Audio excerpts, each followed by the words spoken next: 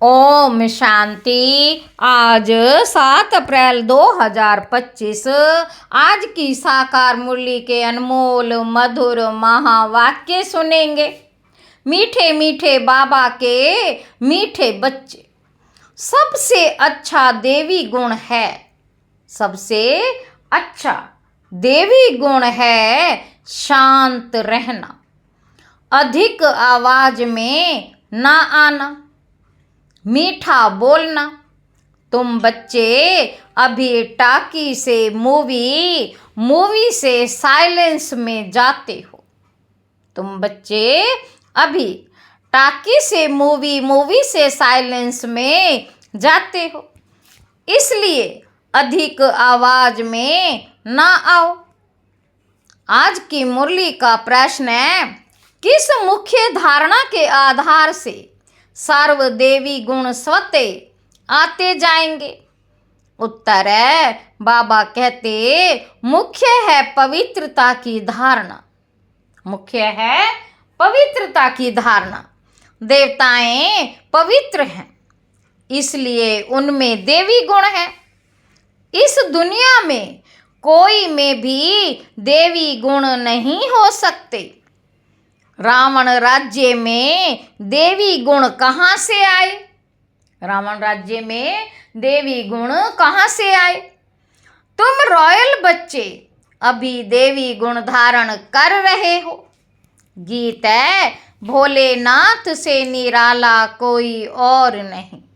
ओम शांति। अभी मीठे मीठे बच्चे समझते हैं कि बिगड़ी को बनाने वाला एक ही है। भक्ति मार्ग में अनेकों के पास जाते हैं, कितनी तीर्थ यात्राएं आदि करते हैं। बिगड़ी को बनाने वाला, पतितों को पावन बनाने वाला तो एक ही है। सदगति दाता, गाइड, लिबरेटर भी वह एक ही है। अब गायन है, परंतु अनेक मनुष्य, अनेक धर्म, मठ, पंथ, शास्त्र होने कारण अनेक रास्ते ढूंढते रहते हैं। बाबा कहते सुख और शांति के लिए सत्संगों में जाते हैं ना। सुख और शांति के लिए सत्संगों में जाते हैं ना। जो नहीं जाते वह मायावी मस्ती में ही मस्त रहते हैं। ये भी तुम बच्चे जानते हो। बाबा कहते अभी कलयुग का अंत है। मनुष्य ये नहीं जानते कि सतयुग कब होता है। अभी क्या है नहीं जानते। यह तो कोई बच्चा भी समझ सकता है। नई दुनिया में सुख, पुरानी दुनिया में दुख जरूर होता है। इस पुरानी दुनिया में अनेक मनुष्य हैं। इस पुरानी दुनिया में अनेक मनुष्य हैं, अनेक धर्म हैं। तुम कोई को भी समझा सकते हो। यह है कलयुग। सतयुग पास्ट हो गया है और कोई धर्म नहीं था। बाबा ने बहुत बार समझाया है, फिर भी समझाते हैं। बाबा ने बहुत बार समझाया है, फिर भी समझाते हैं। बाबा कहते जो आए हैं उनको नई दुनिया और पुरानी दुनिया का फर्क दिखाना चाहिए। भले वे क्या ही कहें। कोई 10,000 वर्ष आयु कहते, कोई 30,000 वर्ष आयु कहते हैं। अनेक मतें हैं ना। बाबा कहते अब उन्हों के पास तो है ही शास्त्रों की मत। अनेक शास्त्र, अनेक मत, मनुष्यों की मत है ना। शास्त्र भी लिखते तो मनुष्य है ना। बाबा कहते शास्त्र भी लिखते तो मनुष्य है ना। देवताएं कोई शास्त्र नहीं लिखते। सतयुग में देवी देवता धर्म होता है, उन्हों को मनुष्य भी नहीं कहा जा सकता। तो जब कोई मित्र संबंधी आदि मिलते हैं तो उनको बैठ ये सुनाना चाहिए। विचार की बात है। बाबा कहते नई दुनिया में कितने थोड़े मनुष्य होते हैं, पुरानी दुनिया में कितनी वृद्धि होती है। सतयुग में सिर्फ एक देवता धर्म था, मनुष्य भी थोड़े थे, देवी गुण होते ही हैं देवताओं में, मनुष्यों में नहीं होते हैं। बाबा कहते तब तो मनुष्य जाकर देवताओं के आगे नमस्ते करते हैं ना, देवताओं की महिमा गाते हैं ना। मनुष्य जाकर देवताओं के आगे नमस्ते करते हैं ना, देवताओं की महिमा गाते हैं ना। जानते हैं वे स्वर्गवासी हैं, हम नरकवासी कलयुगी वासी हैं। मनुष्य में देवी गुण हो ना सके, कोई कहे फलाने में बहुत अच्छे देवी गुण हैं, बोलो नहीं, देवी गुण होते ही हैं देवताओं में, क्योंकि वे पवित्र हैं। यहाँ पवित्र ना होने के कारण कोई में देवी गुण हो ना सके, क्योंकि आसुरी रावण राज्य है ना। बाबा कहते नए झाड़ में देवी गुण वाले देवताएं रहते हैं, फिर झाड़ पुराना होता है, रावण राज्य में देवी गुण वाले हो ना सके, देवी गुण वाले हो ना सके। बाबा कहते सतयुग में आदि सनातन देवी देवताओं का प्रवृत्ति मार्ग था, प्रवृत्ति मार्ग वालों को ही महिमा गाई हुई है। सतयुग में हम पवित्र देवी देवता थे, संन्यास मार्ग था ना, कितनी पॉइंट्स मिलती हैं, परंतु सभी पॉइंट्स किसकी बुद्धि में रह ना सके, सभी पॉइंट्स किसी की बुद्धि में रह ना सके, पॉइंट्स भूल जाती हैं, इसीलिए फेल होते हैं, देवी गुण धारण नहीं करते हैं।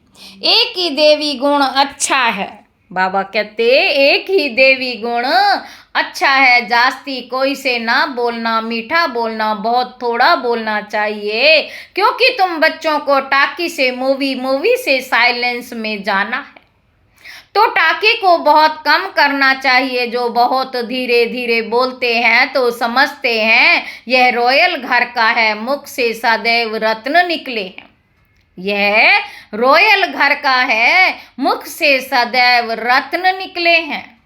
सन्यासी अथवा कोई भी हो तो उनको नई और पुरानी दुनिया का कंट्रास्ट बताना चाहिए।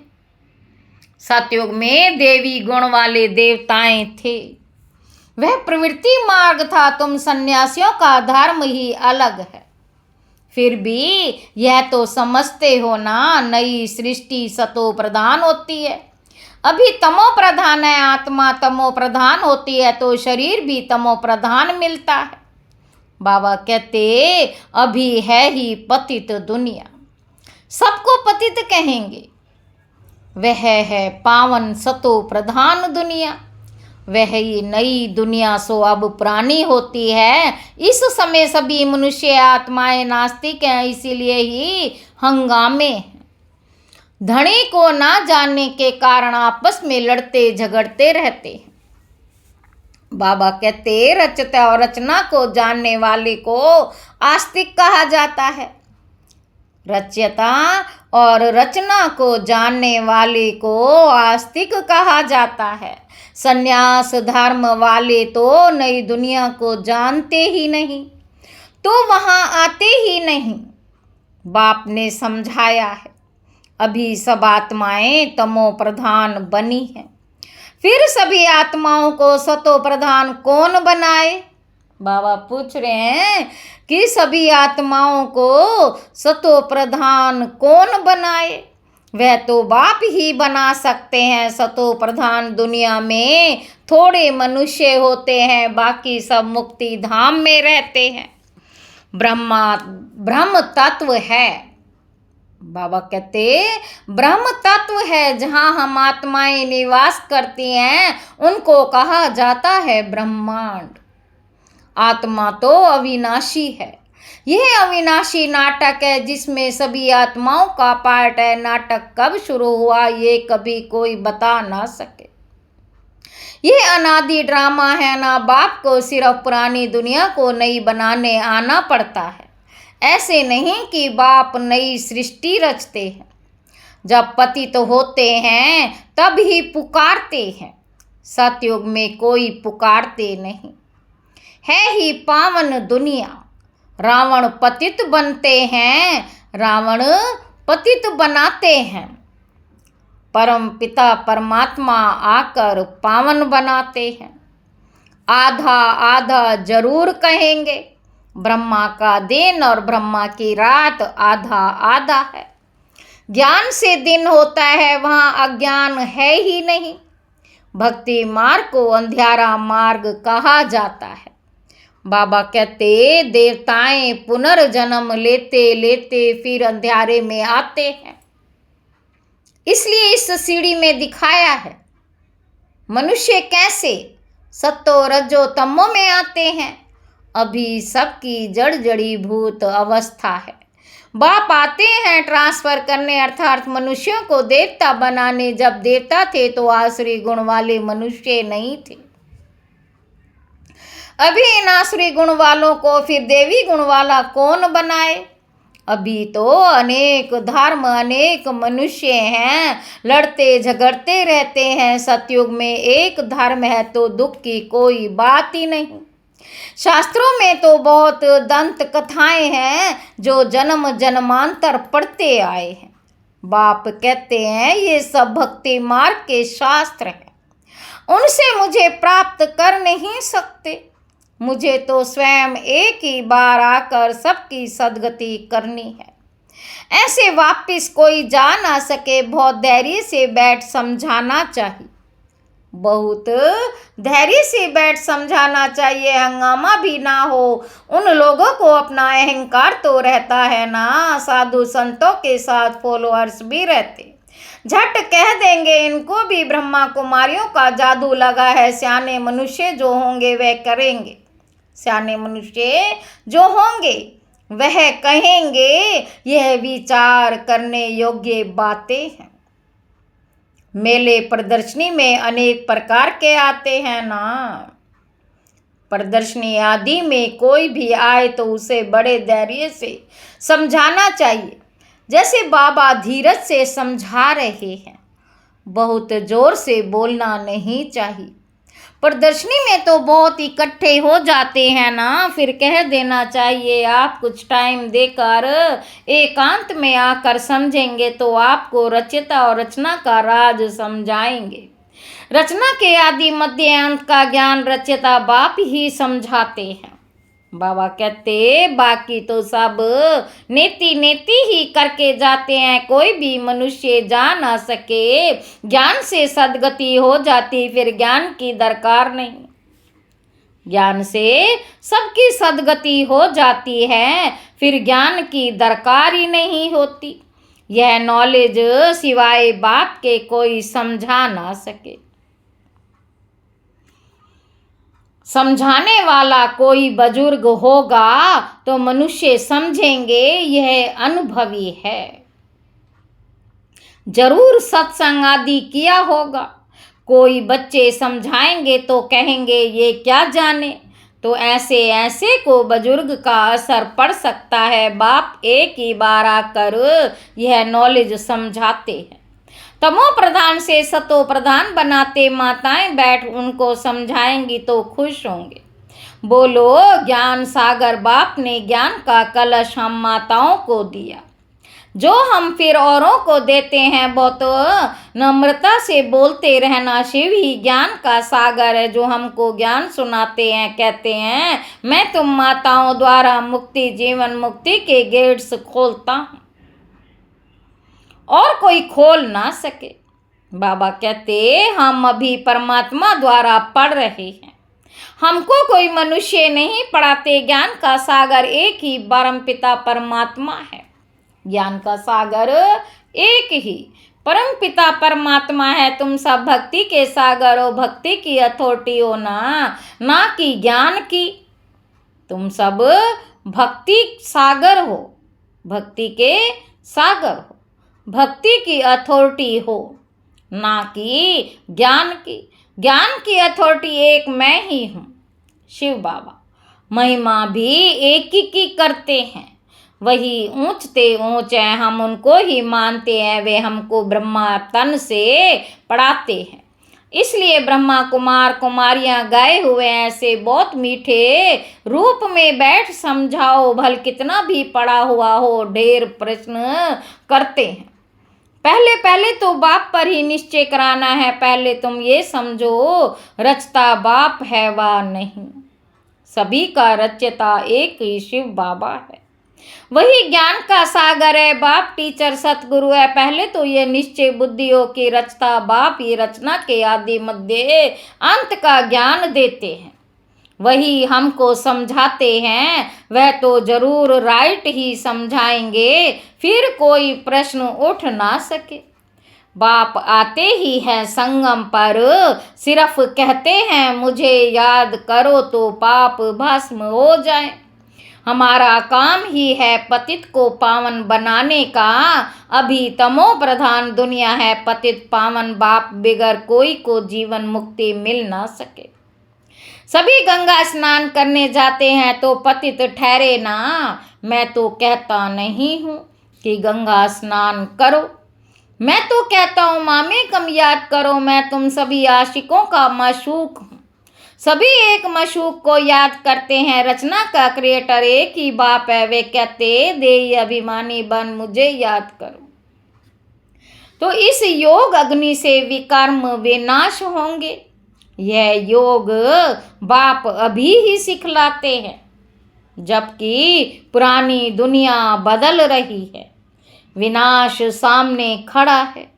अभी हम देवता बन रहे हैं, बाप कितना सहज बताते हैं, बाप के सामने भल सुनते हैं, परंतु एक रसो नहीं सुनते, एक रसो नहीं सुनते। बुद्धि और तरफ भागती रहती है, भक्ति में भी ऐसे होता है, सारा दिन तो वेस्ट जाता है, सारा दिन तो वेस्ट जाता है, बाकी जो टाइम मुकर्रर करते हैं उसमें भी बुद्धि कहाँ कहाँ चली जाती है, सबको ऐसा हाल होता होगा, माया है ना।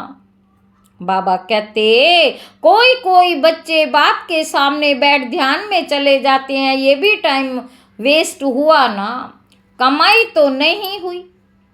बाप तो कहते याद में रहो, जिससे भी कर्म विनाश हो, ध्यान में जाने से बुद्धि में बाप की याद नहीं रहती। इन सब बातों में बहुत घोटाला है, तुमको तो आंखें बंद भी नहीं करनी, याद में बैठना है ना, आंखें खोलने से डरना नहीं चाहिए, आंखें खोलने से डरना नहीं चाहिए। आंखें खुली हो, बुद्धि में मशूक की याद हो, आंखें बंद करके बैठना ये कायदा नहीं। बाप कहते याद में बैठो, ऐसे थोड़े ही कहते हैं आंखें बंद करो।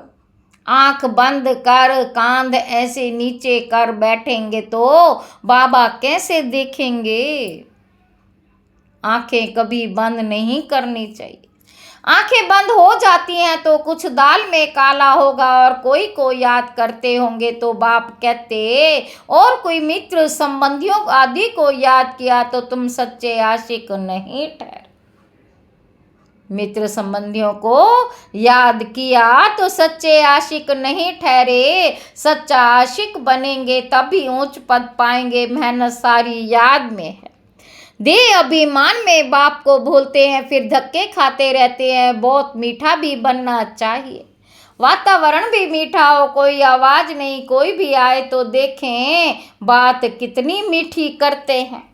बहुत साइलेंस होनी चाहिए, कुछ भी लड़ना झगड़ना नहीं, नहीं तो जैसे बाप टीचर गुरु तीनों की निंदा कराते हैं, वह फिर पद भी बहुत कम पाएंगे। बच्चों को अब समझ तो मिली है, बाप कहते हम तुमको पढ़ाते हैं उच्च पद पाने, पढ़कर फिर औरों को पढ़ाना है, खुद भी समझ सकते हैं, हम तो कोई को सुनाते नहीं। तो क्या पद पाएंगे, प्रजा नहीं बनाएंगे तो क्या बनेंगे। योग नहीं ज्ञान नहीं तो फिर जरूर पड़े हुए के आगे भरी ढोनी पड़ेगी। अपने को देखना चाहिए, इस समय नापास हुए कम पद पाया तो कल्प कल्पांतर कम पद हो जाएगा। बाप का काम है समझाना। नहीं समझेंगे तो अपना पद भ्रष्ट करेंगे। कैसे किसको समझाना चाहिए वे भी बाबा समझाते रहते हैं। कैसे किसको समझाना चाहिए यह भी बाबा समझाते रहते हैं। जितना थोड़ा और आहिस्ता बोलेंगे उतना अच्छा। बाबा सर्विस करने वालों की महिमा भी करते हैं ना। बहुत अच्छी सर्विस करते हैं तो बाबा के दिल पर चढ़ते हैं। दिल से ही तो दिल पर चढ़ेंगे ना। याद की यात्रा भी जरूर चाहिए तभी सतो प्रधान बनेंगे। सजा जास्ती खाएंगे तो पद कम हो जाएगा। पाप भस्म नहीं होते हैं तो सजा बहुत खानी पड़ती। पद भी कम हो जाता उसको घाटा कहा जाता है। ये भी व्यापार है ना, घाटे में नहीं जाना चाहिए। देवी गुण धारण करो, ऊंच बनना चाहिए। बाबा उन्नति के लिए किस्म किस्म की बातें सुनाते हैं। अब जो करेंगे सो पाएंगे। तुमको परिस्तानी बनना है, गुण भी ऐसे धारण करने हैं। तुमको परिस्तानी बनना है, गुण भी ऐसे धारण करने हैं। अच्छा, मीठे मीठे सिक्की लदे बच्चों प्रति माता पिता बाप दादा का याद प्यार और गुड मॉर्निंग। रूहानी बाप की रूहानी बच्चों को नमस्ते। हम रूहानी बच्चों की रूहानी बाप दादा को याद प्यार और गुड मॉर्निंग। नमस्ते बाबा, नमस्ते, शुक्रिया बाबा, शुक्रिया। धारणा के लिए मुख्य सार पहला पॉइंट है किसी से भी बहुत नम्रता और धीरे से बातचीत करनी है। बोल चाल बहुत मीठा हो, साइलेंस का वातावरण हो, कोई भी आवाज ना हो, तब सर्विस की सफलता होगी।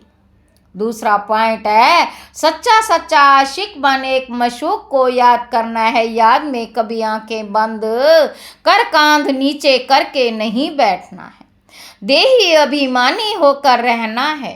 वरदान है सर्व खजानों को सबके प्रति और औरों के प्रति यूज करने वाले अखंड महाधानी भव।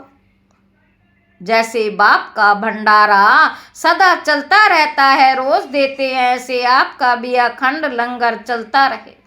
क्योंकि आपके पास ज्ञान का, शक्तियों का, खुशियों का भरपूर भंडारा है। इसे साथ में रखने व यूज करने में कोई भी खतरा नहीं। ये भंडारा खुला होगा तो चोर नहीं आएगा। आंखें बंद रखेंगे तो चोर आ जाएंगे। इसलिए रोज अपने मिले हुए खजानों को देखो और सबके प्रति औरों के प्रति यूज करो। सबके प्रति औरों के प्रति यूज करो तो अखंड महादानी बन जाएंगे। स्लोगन है सुने हुए को मनन करो। सुने हुए को मनन करो, मनन करने से ही शक्तिशाली बनेंगे। अव्यक्त इशारे कंबाइंड रूप की स्मृति से सदा विजयी बनो। सेवा और स्थिति बाप और आप, यह कंबाइंड स्थिति, कंबाइंड सेवा करो तो सदा फरिश्ते स्वरूप का अनुभव करेंगे। सदा बाप के साथ भी है और साथी भी है, ये डबल अनुभव हो। सबकी लगन में सदा साथ का अनुभव करो और सेवा में सदा साथी का अनुभव करो। अच्छा, ओम शांति।